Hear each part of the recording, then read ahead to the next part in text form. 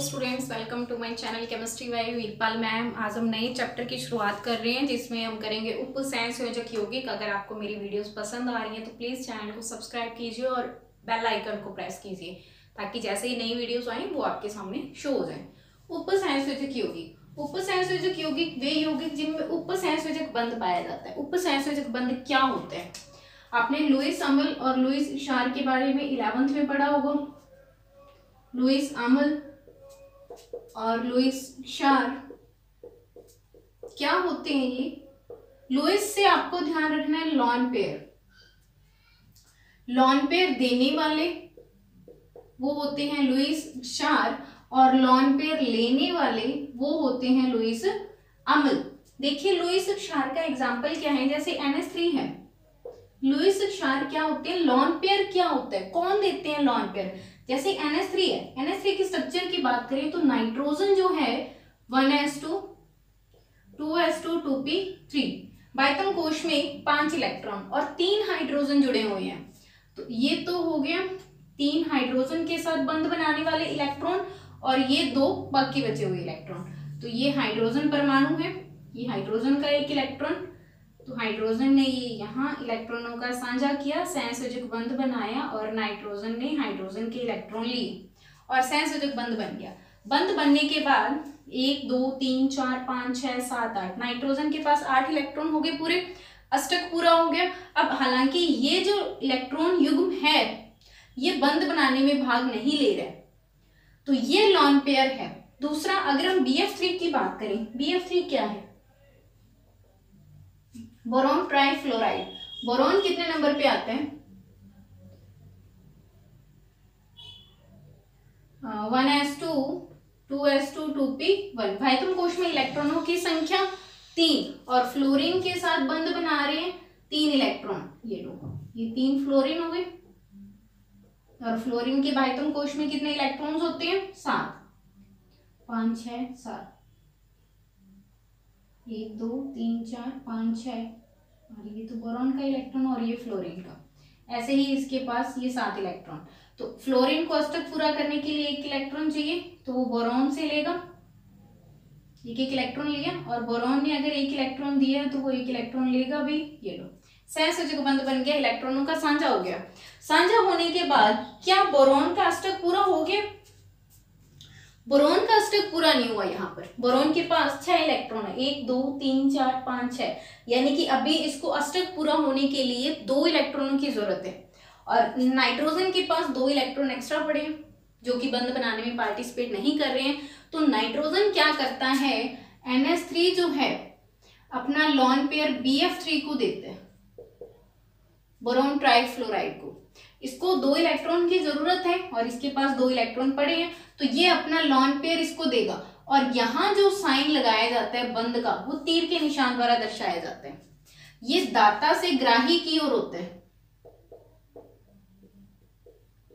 अब ये जो 2 इलेक्ट्रॉन हैं ये नाइट्रोजन के साथ भी गिने जाएंगे, ये उसका अष्टक तभी पूरा होगा, और ये BF3 के साथ भी गिने जाएंगे तभी उसका अष्टक पूरा होगा। तो यहाँ जो बंध बन रहा है वो उपसंयोजक बंध है, यानी कि जहां सांझे के दोनों इलेक्ट्रॉन एक ही परमाणु द्वारा दिए जाते हैं वो होता है उपसंयोजक बंध। और उपसंयोजक यौगिक वो होते हैं जिनमें उपसंयोजक बंध पाया जाता है।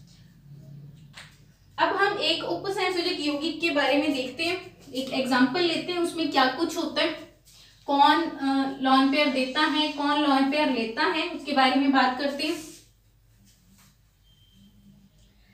एक एग्जांपल लिया K4FeCN6।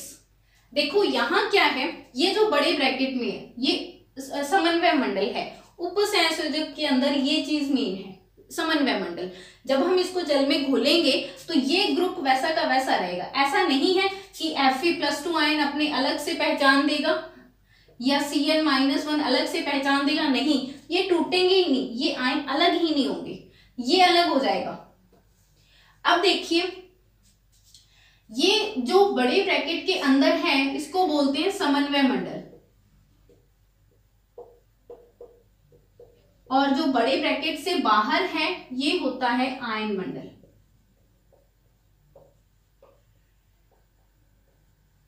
आयन मंडल में अगर बड़े ब्रैकेट से पहले कुछ आ रहा है तो वो धनात्मक है, अगर बाद में आ रहा है तो वो ऋणात्मक है। उसके आगे बात करते हैं अपने। देखिए क्या होगा कि इस समन्वय मंडल के अंदर बड़े ब्रैकेट से जस्ट आगे जो दिया हुआ है वो है केंद्रीय धातु आयन,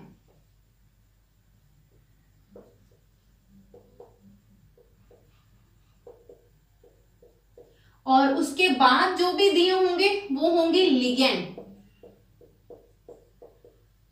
लिगैंड जो केंद्रीय धातु आयन को लॉन पेयर देते हैं वो क्या कहलाते हैं? लिगैंड कहलाते हैं। ये आयन मंडल है, ये समन्वय मंडल है, ये केंद्रीय धातु आयन है, और ये हमारा क्या है? लिगैंड है। अब देखिए समन्वय मंडल कितने तरह का हो सकता है।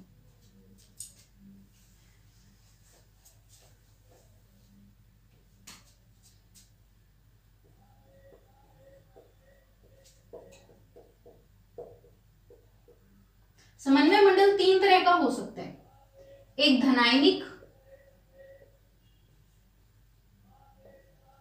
एक ऋणायनिक, और एक है उदासीन। अब देखिए ये धनायनिक, ऋणायनिक, उदासीन है, इसकी पहचान हम कैसे करेंगे? हमने एक एग्जांपल लिया, जैसे हम NaCl लेते हैं। NaCl जब आयनित होता है तो Na+1Cl-1 आता है, मतलब जो पहले आता है वो धनात्मक है और जो बाद में आएगा वो ऋणात्मक है। वही चीज यहाँ है। एक एग्जांपल अगर हम यहाँ लें कि धनायनिक, जैसे हमने लिया AgNH3 कॉम्प्लेक्स पर चार्ज है +1। अब यहाँ ये कॉम्प्लेक्स है हमारा, ये समन्वय मंडल है, इस पर चार्ज है पॉजिटिव, तो हमारा समन्वय मंडल कैसा हुआ? सिंपल धनायनिक हो गया। ऋणायनिक अगर हम बात करें, जैसे हमने लिया ZnF4 और यहाँ चार्ज है -2, तो इस केस में हमारे पास समन्वय मंडल पर चार्ज क्या है? नेगेटिव है, तो हमारा समन्वय मंडल कैसा हुआ? ऋणात्मक हुआ। और तीसरा समन्वय मंडल उदासीन है, जैसे CO, यहां कोई भी चार्ज नहीं है, तो हमारा समन्वय मंडल कैसा है? ये है उदासीन। एक एग्जांपल और लेते हैं, जैसे हमने लिया K4FeCN6, ये समन्वय मंडल है, ये पहले आ रहा है और समन्वय मंडल बाद में आ रहा है, और जो चीज बाद में आती है वो नेगेटिव है। देखो यहां जैसे है, इसके ऊपर कोई साइन नहीं है, लेकिन फिर भी हमें इसकी पहचान करनी है कि हमारा समन्वय मंडल नेगेटिव है या पॉजिटिव है। जो चीज बाद में आएगी वो नेगेटिव होगी, तो यहाँ समन्वय मंडल क्या है? नेगेटिव है। अगर हमें पॉजिटिव देखना है तो वो देखते हैं पॉजिटिव कहाँ आएगा, जैसे FeNH3 4Cl2। अब देखो ये आयन मंडल है, बड़े ब्रैकेट से बाहर जो भी है वो आयन मंडल है। अब आयन मंडल बाद में आ रहा है, समन्वय मंडल पहले आ रहा है, जो चीज पहले आएगी वो धनात्मक होगी, यानी कि हमारे पास ये समन्वय मंडल क्या है? ये धनात्मक है, ये ऋणात्मक है। आपको ये पहचान आनी बहुत जरूरी है कि हमारा जो समन्वय मंडल है ये पॉजिटिव है या नेगेटिव है। देखो जब हम नामकरण करेंगे, नामकरण इस चैप्टर की रीढ़ की हड्डी है, मेन टॉपिक नामकरण है इसके अंदर। नामकरण जब हम करेंगे तो वहां हमें पता होना चाहिए कि हमारा समन्वय मंडल पॉजिटिव है, नेगेटिव है या उदासीन है। समन्वय मंडल धनायनिक कैसे हो सकता है? जब उस पर पॉजिटिव चार्ज है वो तो सिंपल हमें दिख जाएगा, नेगेटिव चार्ज है वो ऋणायनिक हो जाएगा, और कोई चार्ज नहीं है वो उदासीन हो जाएगा। लेकिन अगर समन्वय मंडल हमारा पहले आ रहा है, जो आयन पहले आता है वो पॉजिटिव होता है। यहाँ समन्वय मंडल पहले आ रहा है तो हमारा समन्वय मंडल क्या है? धनायनिक है। यहाँ समन्वय मंडल बाद में आ रहा है तो ये क्या है? ये ऋणायनिक है। और यहाँ एक एग्जांपल और ले लेते हैं हम, जैसे हमने लिया PT NH3 ये कॉम्प्लेक्स है, कोई चार्ज नहीं है, तो ये क्या है? ये हमारे पास है उदासीन। ठीक है, तो ये हो गई समन्वय मंडल की बात। उसके बाद हम बात करेंगे संकुल की। यही हम बात कर लेते हैं कि हमारा जो संकुल है, यानी कि समन्वय मंडल को ही हम संकुल कहते हैं। संकुल 2 तरह का हो सकता है, आगे इसको और बांटे। इसकी डेफिनेशन बुक में प्रॉपर दी हुई है, जरूरी है आपका समझना। अगर समझोगे तभी लिखोगे, लिखने के लिए आपके पास बहुत मैटर मिल जाएगा, लेकिन आपका समझना बहुत जरूरी है। तो यहाँ संकुल हमारा 2 तरह का हो सकता है, एक वो जिसे बोलते हैं होमोलैप्टिक संकुल, और दूसरा वो जिसे बोलते हैं हेटेरोलैप्टिक संकुल। होमोलैप्टिक संकुल का मतलब क्या है? होमो का मतलब होता है समान, हेटेरो का मतलब है अलग अलग। होमोलैप्टिक संकुल मतलब लैप्टिक लिगेंड, होमो समान, जिसमें समान एक ही प्रकार के लिगेंड जुड़े हैं, वो होमोलैप्टिक संकुल है। यानी कि केंद्रीय धातु आयन के साथ जब एक ही प्रकार के लिगेंड जुड़े हों तो वो क्या कहलाता है? होमोलैप्टिक संकुल। और जब केंद्रीय धातु आयन के साथ अलग अलग प्रकार के लिगेंड जुड़े हैं उसको बोलते हैं हेटेरोलैप्टिक संकुल। एग्जाम्पल इसी में से उठाते हैं। यहाँ सिर्फ एक ही तरह का लिगेंड जुड़ा हुआ है तो ये किस में आ जाएगा? होमोलैप्टिक में। ये भी होमोलैप्टिक में, ये भी होमोलैप्टिक में। यहाँ भी हमारे पास लिगेंड ब्रैकेट के अंदर ही लिगेंड है, बाहर लिगेंड नहीं है, बाहर तो वो आयन मंडल में आ जाएंगे। ये भी होमोलैप्टिक है, इसमें भी सिर्फ Cn है, ये भी होमोलैप्टिक है, लेकिन यहाँ पर दो तो Cl है, दो एमीन है, तो ये क्या है? ये हमारा हेटेरोलैप्टिक संकुल है। अलग अलग तरह के लिगेंड जुड़े हुए हैं। आपको क्या देखना है? आपको देखना है बड़े ब्रैकेट के अंदर कितने तरह के लिगेंड हैं। जो पहले पहले आएगा, बड़ा ब्रैकेट स्टार्ट होते ही जो पहले पहले आएगा वो केंद्रीय धातु आयन होगा। ये केंद्रीय धातु आयन है जो पहले पहले आ रहा है, ये Fe और इसमें Pt प्लेटिनम। तो संकुल दो तरह के हैं, होमोलैप्टिक, हेटेरोलैप्टिक। होमोलैप्टिक जिसमें एक ही तरह के लिगेंड जुड़े हुए हैं, जैसे K4FeCN6 है, FeNH3 4 है, ये सब होमोलैप्टिक है। हेटेरोलैप्टिक जिसमें अलग अलग तरह के लिगेंड जुड़े, जैसे इसमें दो तरह के लिगेंड जुड़े हैं, ये हेटेरोलैप्टिक में आ जाएगा। अब आगे बात करते हैं हम लिगेंड की। लिगेंड क्या होते हैं?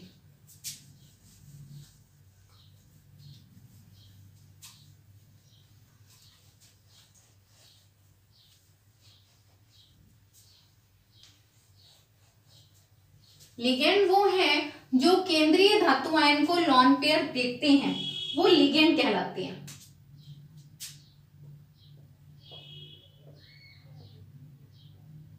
केंद्रीय धातु आयन को जो लॉन पेयर देंगे वो लिगेंड कहलाते हैं। लिगेंड तीन प्रकार से करेंगे हम लिगेंड को। फर्स्ट है एक दंतुक।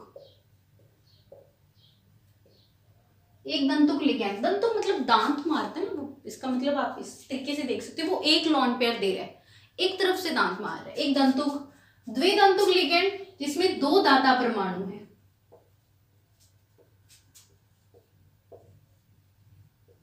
और ये तीसरा है बहुदंतुक लिगेंड जिसमें दो से ज्यादा दाता परमाणु है। एक दंतुक में एक दाता परमाणु,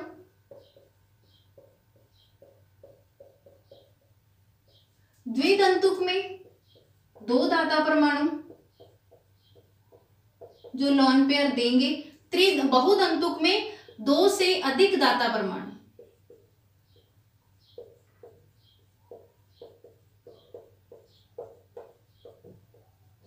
तो सबसे पहले हम बात करते हैं एक दाता परमाणु एक दंतुक लिगेंड की। इसमें सबसे पहले आपको करने हैं हैलोजन।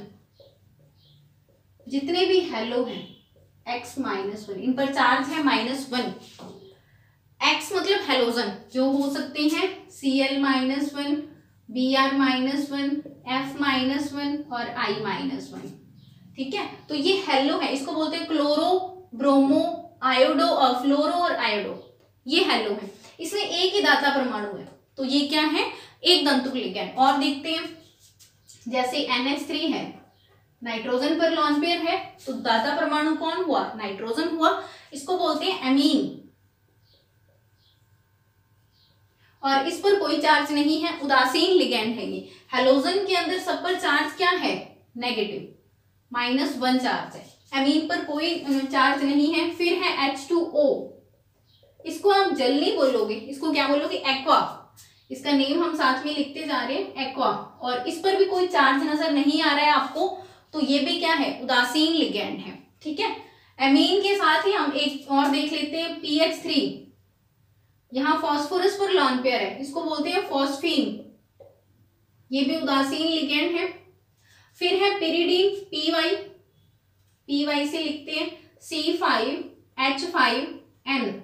लॉन पेयर नाइट्रोजन परमाणु पर है, तो दाता परमाणु नाइट्रोजन है, पिरिडीन है, कोई चार्ज नजर नहीं आ रहा, तो ये भी क्या है, उदासीन है, PY से लिखते हैं इसको पिरिडीन। उसके बाद हम देखते हैं CO कार्बोनिल, इसमें ऑक्सीजन दाता परमाणु है, और यहां जो है क्या कोई चार्ज नजर आ रहा है, कोई चार्ज नहीं है, तो ये कैसा है, उदासीन लिगैंड है। उसके बाद साइनो CN नेगेटिव, ये साइनो है, यहां दाता परमाणु नाइट्रोजन है, और फिर है NC आइसोसाइनो जो है कार्बन दाता परमाणु है, -1 चार्ज है, इसका नाम है आइसोसाइनो, ये है। और हमारे पास इसके अंदर जो आएंगे वो हैं NO2 -1, इसको बोलते हैं नाइट्रो, इसमें दाता परमाणु ऑक्सीजन है, और ONO -1 इसको बोलते हैं नाइट्रेटो या नाइट्राइटो,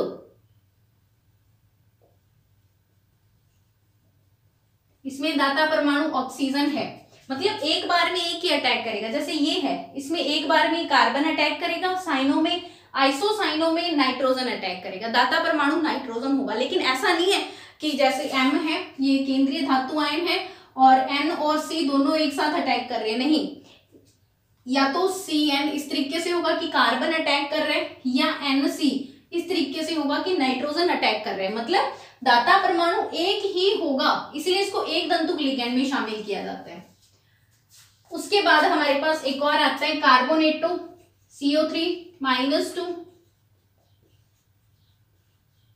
इन सब में क्या है, दाता परमाणु एक ही है, एक बार में एक ही दाता परमाणु लोन पेयर देगा, इसे बोलते हैं एक दंतुक लिगैंड। इनके नाम ध्यान रखने हैं, इन पर चार्ज ध्यान रखना है आपने।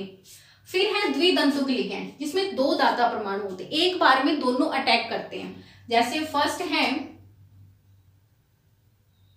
EN से लिखते हैं एथिलीन डाइएमीन। एथिलीन, एथ में कितने कार्बन होते हैं, 2 कार्बन हो गए, डाइएमीन 2 एमीन है, ये लो, नाइट्रोजन पर लॉन पेयर तो 2 दाता परमाणु हो गए ना, यहाँ कार्बन 2 बंध बना रहे हैं, 2 फ्री है, ये इस तरीके से अटैक करता है। जैसे ये केंद्रीय धातु आयन है, मेटल है, तो इसको इस तरीके से लिखते हैं NH2 CH2 CH2 NH2, मतलब ये लॉन पेयर, ये लॉन पेयर, तो ये भी देगा और ये भी देगा, तो एक बार में दोनों अटैक करेंगे, इसीलिए इसको द्विदंतुक लिगैंड बोलते हैं। ठीक है, एथिलीन डाइएमीन EN से शो करते हैं, कोई चार्ज नहीं है इस पर, उदासीन लिगैंड है ये। फिर दूसरा हमारे पास आता है ऑक्सोलेटो, OX से शो करते हैं, इस पर -2 चार्ज होते हैं, इसको लिखते हैं ऑक्सोलेटो, नाम है इसका ऑक्सोलेटो। अब देखो इसको आप कैसे याद रखोगे, ये फॉर्मूला है अपने पास CWH, इसका नाम है ऑक्सैलिक अम्ल, ऑक्सैलिक अम्ल है, अम्ल है तो ये यहां से H पॉजिटिव देगा, देखो ऑक्सीजन है, ये बंध के इलेक्ट्रॉन लेगा, H पॉजिटिव मुक्त हो जाएगा, तो ऑक्सीजन पर चार्ज क्या आया, नेगेटिव, यहां से ये ले लेगा, तो ये ऑक्सोलेटो बन जाएगा। अब ये ऑक्सैलिक अम्ल नहीं है, H पॉजिटिव त्याग दिया, अब ये ऑक्सोलेटो बन जाएगा। तो हम इसको ऐसे लिख सकते हैं, देखो CWH को हम ऐसे लिखते हैं COOH, है ना, तो यहाँ से H पॉजिटिव त्याग दिया, ये नेगेटिव चार्ज आ गया, यहाँ हम इसको ऐसे भी लिख सकते हैं, या हम इसको ऐसे लिख सकते हैं C double bond O negative, O negative, तो ये क्या हो गया हमारा ऑक्सोलेटो। इस पर नेगेटिव चार्ज, इस पर नेगेटिव चार्ज, तो टोटल नेगेटिव चार्ज कितना हुआ, -2। तीसरा द्विदंतुक लिगैंड में हमारे पास आएगा, ये पहला है, ये दूसरा है, और तीसरा आएगा Gly ग्लाइसिनेटो।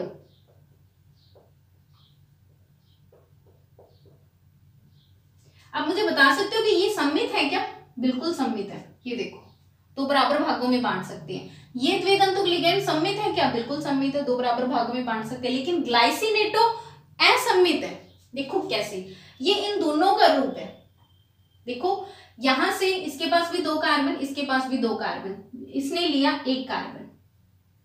इसमें दाता परमाणु NH2 है, इसने ले लिया NH2, और इसमें दाता परमाणु है COO नेगेटिव, तो ये लिया इसने, और ये कार्बन 2 बंद बना रहे हैं, 2 खाली है, तो ये बन गया ग्लाइसिनेटो।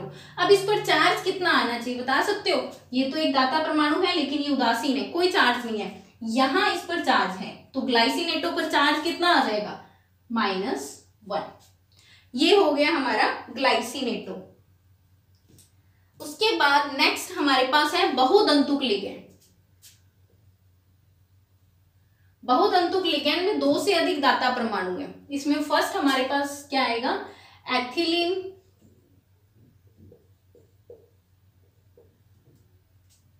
इसको करें diethylene, die ethylene try amine.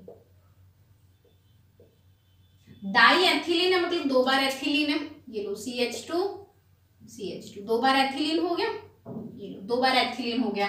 Try amine है, 3 बार एमीन है, एक तो एमीन यहां जुड़ गया NH2 लॉन पेयर, एक यहां जुड़ गया NH2 लॉन पेयर, एक इन दोनों को जोड़ने में यूज हो जाएगा NH2 NH, नाइट्रोजन 3 बंद बना रहे हैं तो ये NH हो जाएगा।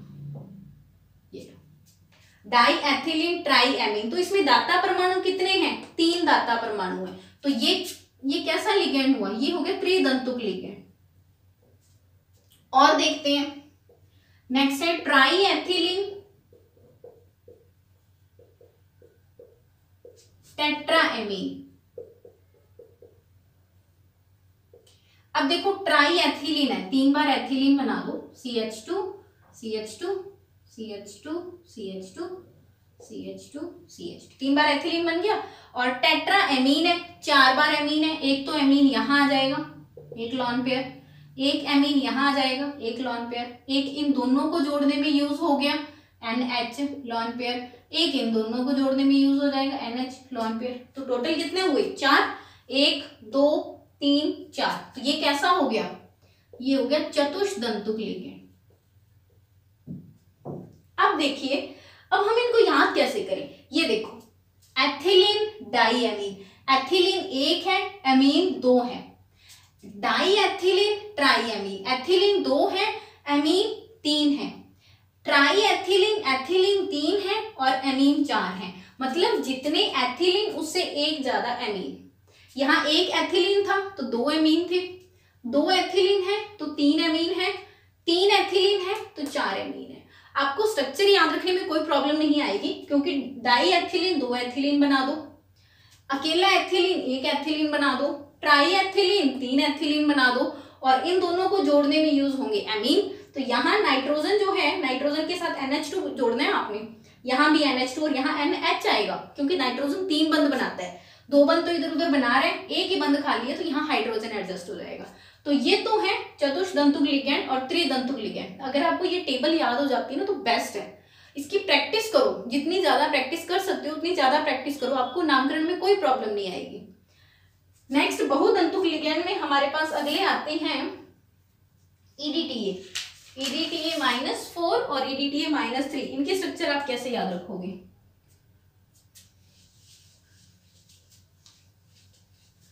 यही बना देते हैं, EDTA -3 और EDTA -4।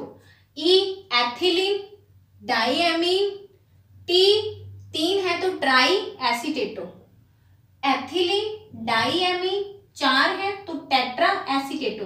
एसीटेटो कैसे बनाना है? CH3COOH एसिटिक एसिड है, यहाँ इसने H पॉजिटिव त्याग दिया, एक नेगेटिव चार्ज आ गया, तो एसीटेटो बन जाएगा, ये एसीटेटो आयन है। अब देखिए, पहले तो एथिलीन बना दे, CH2 एथिलीन बन गया। अब है एथिलीन डाईएमीन, 2 N जोड़ दूं, नाइट्रोजन अभी हाइड्रोजन नहीं लगाना, आपने हाइड्रोजन लास्ट में लगाना है। एथिलीन बन गया, डाईएमीन बन गया। अब T4 ट्राई होगा या टेट्रा होगा, डिपेंड करेगा इस चार्ज पर। 3 है तो मतलब ट्राई है, तो आपको नाइट्रोजन के 3 बंद पूरे कर देंगे, 3 एसीटेटो जोड़ देंगे, CH3 CH2 हो जाएगा, COO negative, CH2 COO negative, 2 हो गए, और CH2 COO नेगेटिव, 3 हो गए पूरे। और चौथा आपको संयोजकता पूरी करने के लिए हाइड्रोजन लगा देना है। अब देखो 3 नेगेटिव चार्ज हो गए ना, तो यहाँ -3 चार्ज आ गया। अब ये बता सकते हो कितने दंतुक लिगैंड है? देखो 1 2 3 तो नेगेटिव चार्ज और 2 लॉन पेयर, तो ये कितने दंतुक है? ये 5 दंतुक लिगैंड है। ये षट दंतुक हो जाएगा। देखो कैसे, E मतलब एथिलीन, D मतलब डाईएमीन, ये लो दोनों तरफ नाइट्रोजन जुड़ गए, डाईएमीन।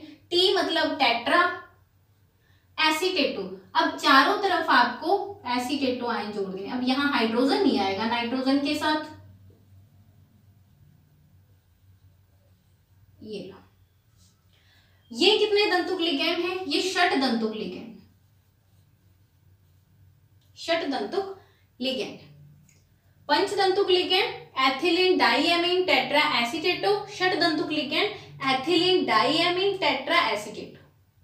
ठीक है, तो ये हो गई लिगैंड। इनकी आप बार बार प्रैक्टिस कीजिए, एक बार देख के टेबल बनाइए, फिर बिना देख के टेबल बनाइए। जितनी आप इनकी प्रैक्टिस करोगे उतना इजीली आप इस चैप्टर को कर पाओगे। लिगैंड के बाद अगला हमारा जो टॉपिक आता है वो है ऑक्सीकरण अंक। हम ऑक्सीकरण अंक कैसे निकालें? जैसे एक एग्जांपल लेते हैं हम,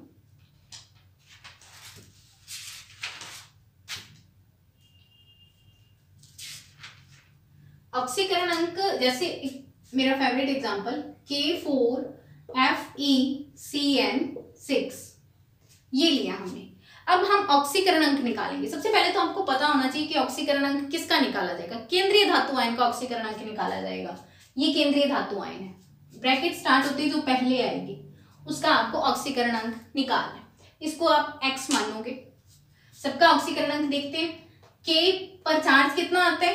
पोटेशियम पर चार्ज होता है +1, ये हो गया +1 है, तो 4 है, 4 परमाणु है तो +4, इसको हमने माना x।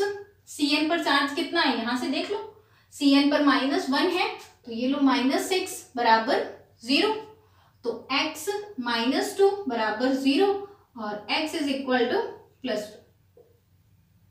तो यहाँ Fe किस ऑक्सीकरण अवस्था में है? +2 ऑक्सीकरण अवस्था में है। ध्यान रखना ये केंद्रीय धातु आयन है, धातु है तो ऑक्सीकरण अंक हमेशा पॉजिटिव ही आएगा, ये धनायन नहीं आएगा। अगर ये नेगेटिव आ रहा है तो ये गलत है। और देखते हैं ऑक्सीकरण अंक और निकालते हैं। NaAgCN2, NaAgCN2, आप इसको पॉज करके अपने आप निकालने की कोशिश करो, फिर बाद में मैच करना कि आपका सही आ रहा है या नहीं। Na पर चार्ज है +1, Ag को हमने x माना, Cn पर चार्ज है -2, यहाँ कोई चार्ज नहीं है, यहाँ जो चार्ज होगा ना कॉम्प्लेक्स पर वो बराबर में आएगा, तो ये हो जाएगा 0। तो x -1 is equal to 0, x is equal to +1। तो Ag किस ऑक्सीकरण अवस्था में है? +1 ऑक्सीकरण अवस्था में है। और देखते हैं अपने एग्जाम्पल, NiCN4 -2, NiCN4 कॉम्प्लेक्स पर चार्ज है -2। अब देखते हैं NiX, Cn -1 होता है तो 4 है तो -4, अब ये बराबर में आ जाएगा। यहाँ बराबर में हम 0 नहीं लगाएंगे, यहाँ आ जाएगा -2, तो x इज इक्वल टू -2, ये -4 इधर आके प्लस का हो गया, तो x इज इक्वल टू +2। तो यहाँ Ni निकिल कौन सी ऑक्सीकरण अवस्था में है? +2 ऑक्सीकरण अवस्था में है। ठीक है, नेक्स्ट हम बात करते हैं CrF6 -3, CrF6 -3। अब CrX, F पर फ्लोरीन है, फ्लोरो है, हेलोजन है, तो चार्ज कितना आ जाएगा? -1 -6 इज इक्वल टू -3, तो x इज इक्वल टू -3, ये -6 इधर आके प्लस का हो गया, तो x इज इक्वल टू +3। तो क्रोमियम यहाँ कौन सी ऑक्सीकरण अवस्था में है? +3 ऑक्सीकरण अवस्था में। और देखते हैं एग्जाम्पल।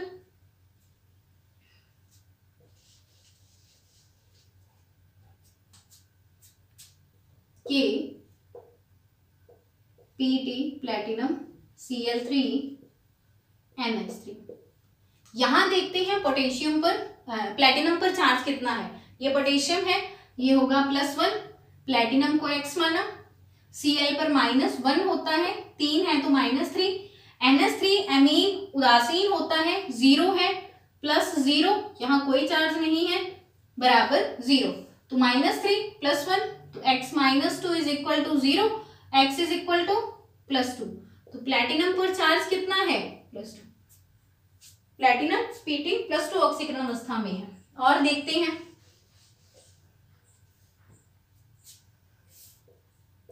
Pt Py4 और Pt Cl4।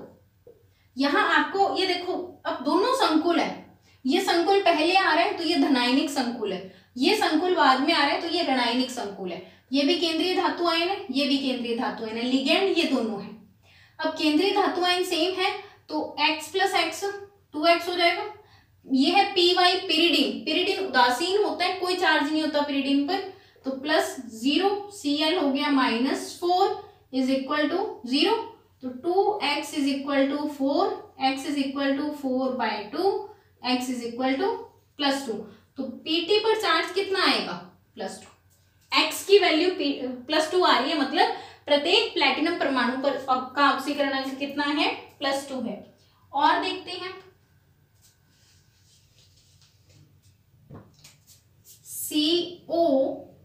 CO6।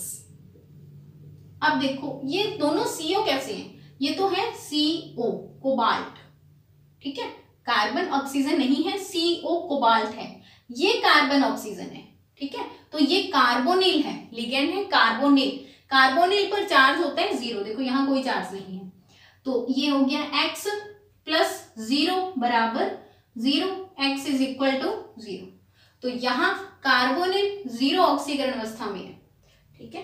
नेक्स्ट और देखते हैं COEN3 और कॉम्प्लेक्स पर चार्ज है +3, COXEM एथिलीन डाइएमीन हम पहले भी कर चुके हैं, उदासीन लिगेंड है, +0 और बराबर में क्या आ जाएगा, ये कॉम्प्लेक्स के ऊपर चार्ज है तो +3, तो x इज इक्वल टू +3, तो यहाँ कोबाल्ट किस ऑक्सीकरण अवस्था में है +3 ऑक्सीकरण अवस्था में, ठीक है। एक और देखते हैं लास्ट,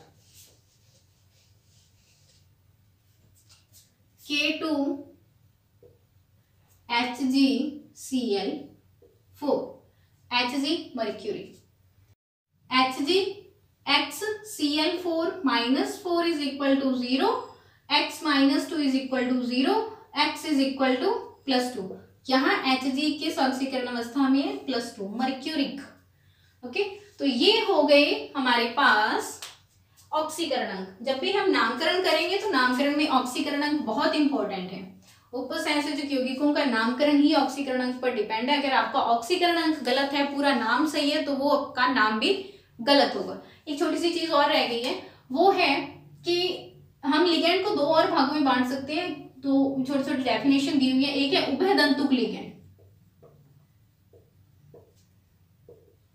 उभय का मतलब है दोनों तरफ से अटैक कर सकता है। जैसे हमने लिया CN, है ना, तो ये C भी अटैक कर सकता है, ये N भी अटैक कर सकता है, लेकिन एक बार में केवल एक ही अटैक करेगा। जैसे मेटल के साथ जुड़ा हुआ है, या तो C से जुड़ेगा या फिर वो NC जुड़ेगा, मतलब एक बार में एक ही अटैक करेगा। ऐसा नहीं है कि N और C दोनों जुड़ जाएं, मतलब अगर हम बोलें कि ये CN है, ये आपस में जुड़े, ये दोनों एक साथ अटैक कर ले, ऐसा नहीं होगा।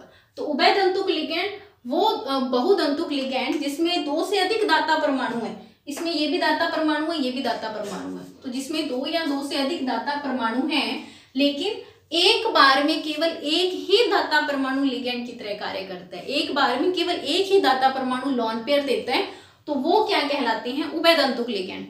एक होते हैं किलेट। किलेट क्या है, जो भी बहुतंतुक लिगैंड है ये केंद्रीय धातु आयन के साथ मिलकर एक रिंग बनाते हैं, तो ऐसे लिगैंड किलेट कहलाते हैं, और बनने वाली जो रिंग होती है उसे किलेट वलय कहते हैं। जैसे एथिलीन डाइअमीन है, ये मेटल है, तो एथिलीन डाइअमीन का फॉर्मूला क्या है, CH2 और ये NH2 और NH2, ये लो यही है एथिलीन डाइअमीन। इसके पास लॉन पेयर, तो ये भी लॉन पेयर देगा और ये भी लॉन पेयर देगा, दोनों एक साथ देंगे तो ये एक रिंग बन गई। इसे बोलते हैं किलेट वलय। जैसे अगर हम बोले कि हमारे पास ये है EN2, केंद्रीय धातु आयन और 2 EN जुड़े हुए हैं, EN एथिलीन डाइअमीन, तो 2 EN जोड़ दे, CH2 और ये NH2 और ये NH2, तो 2 दाता परमाणु हैं, तो ये लो एक साथ दोनों लिगैंड जो है लॉन पेयर देंगे तो एक रिंग जैसी संरचना बन गई। तो इनको क्या बोलते हैं, इनको बोलते हैं हम किलेट। उभयतंतुक लिगैंड में हमारे पास CN हो सकता है, NC, CN और NC आपस में उभयतंतुक लिगैंड है जैसे, और NO2 है -1 और ONO -1, नाइट्रो और नाइट्राइटो, तो ये इसमें ये दोनों क्या है, उभयतंतुक लिगैंड है। या तो नाइट्रोजन लॉन पेयर देगा या ऑक्सीजन लॉन पेयर देगा, दोनों एक साथ लॉन पेयर नहीं देंगे, तो ये है उभयतंतुक लिगैंड। एक और चीज रह गई, समन्वय संख्या, उपसंयोजन संख्या या समन्वय संख्या।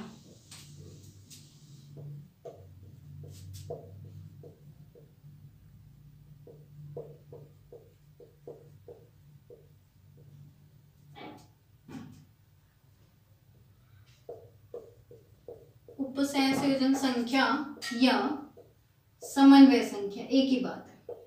ये क्या होती है, मतलब लिगैंड जो है वो केंद्रीय धातु आयन के साथ कितने उपसंयोजक बंध बनाता है, वो उसकी क्या कहलाती है, उपसंयोजन संख्या कहलाती है। जैसे कि हमने लिया AgCN2,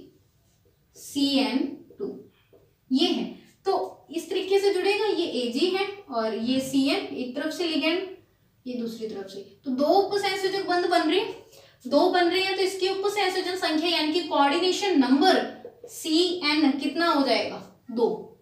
ठीक है, अगर ये ऐसा होता कि AgEN2, अब है तो ये भी 2 ही, ये एग्जांपल ले रहे हैं अपने, तो क्या होगा देखो, यहां हमारे पास आ जाएगा, इस पर -1 चार्ज कर दो, इस पर +1, तो अब देखो कैसे होगा, AgEN को हम कैसे लिखते हैं, एथिलीन डाइअमीन, ये एथिलीन है, NH2 डाइअमीन, 2 जुड़े हैं, एक तो ये EN हो गया और दूसरा EN हम इधर बना दें, CH2 NH2, ये लो, तो ये लॉन पेयर, इसको तो जुड़े तो 2 ही EN है, लेकिन उपसंयोजक बंध कितने बन रहे हैं, 4 उपसंयोजक बंध बन रहे हैं, तो यहाँ इसका कोऑर्डिनेशन नंबर यानी कि उपसंयोजन संख्या कितनी हो गई, 4 हो गई। तो ये उपसंयोजन संख्या, लिगैंड केंद्रीय धातु आयन के साथ कितने उपसंयोजक बंध बनाता है वो उसकी उपसंयोजन संख्या है। ये टॉपिक आपके लिए बहुत इंपॉर्टेंट है, इसको अच्छे से कीजिए। नेक्स्ट वीडियो लेक्चर में हम उपसंयोजक यौगिकों का नामकरण करेंगे बहुत ही इंटरेस्टिंग वे के साथ। सो देखते रहिए केमिस्ट्री बाय वीरपाल मैम, और चैनल को सब्सक्राइब कीजिए, बेल आइकन प्रेस कीजिए, शेयर कीजिए, लाइक कीजिए। Thank you.